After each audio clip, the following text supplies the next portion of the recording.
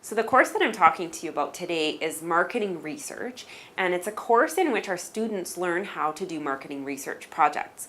So the content of the course is that they need to learn how to develop a survey, to do qualitative interviewing, and that would include questionnaire design. It includes interview guide design. It includes learning sampling strategies, how to actually collect your data, data analysis, including statistical analysis, and then analyzing those results and writing up their findings in reports. My particular approach to the class is that I've worked with a number of nonprofit organizations and community organizations in Saskatoon to identify different research questions and research needs they might have that they can't find answers to through existing data or information, and they require primary data to answer those questions. And so I work with them. We develop a number of research projects so that each of our student groups in our class has the ability to work on a unique project and a unique set of research questions. And so some examples of the kinds of projects that we've had in the past include: what are volunteer motivations for working with a nonprofit or a charitable organization? What are donor motivations?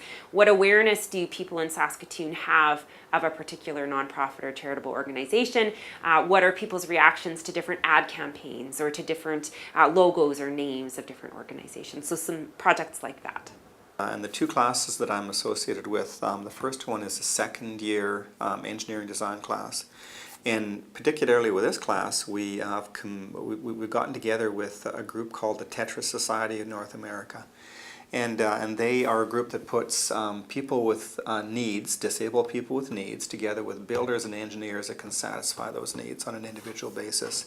And so for the last few years, we've been working with them and getting projects from the community, from individual people who have something they need solved, and then getting our students involved in projects to try to solve those problems.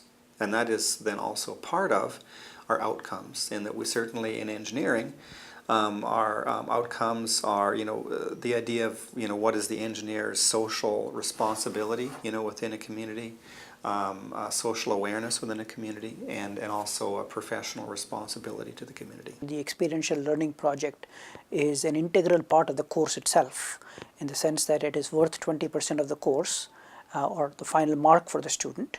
And the way I do it is that the project which the students are required to do, I talk with the individual organizations. I come up with a project which would be relating to the topics in the course.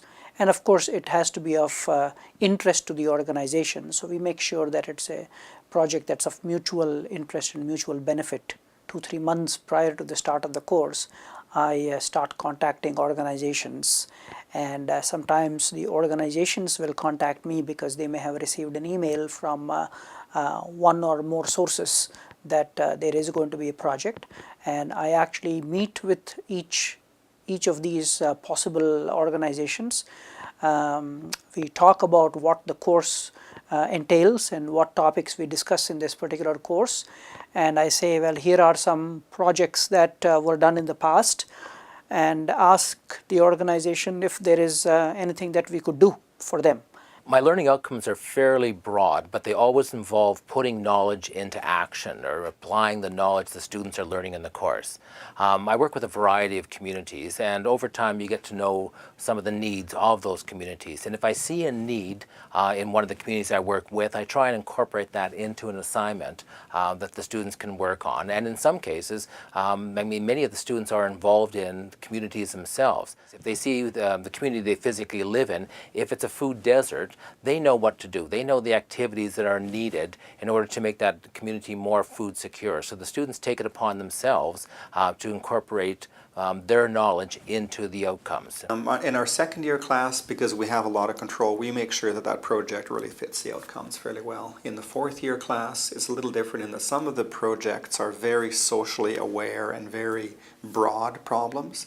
And some of the problems that engineers in industry come to us with are very, very narrow. Like a small bearing in the middle of a great big machine in the middle of a potash mine, try to fix this bearing. And those are good engineering problems, but they fit into a different set of outcomes. I believe the students have better appreciation and deeper understanding of the theoretical concepts we cover in class when they are given the chance to apply those concepts to real-life cases.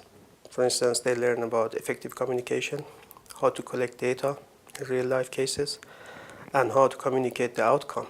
Sometimes the students find this kind of work very challenging, time-consuming, and probably get disappointed throughout the process. But in the end, they feel a great deal of accomplishment, and they appreciate the work they have done. And this is part of the work they never forget about.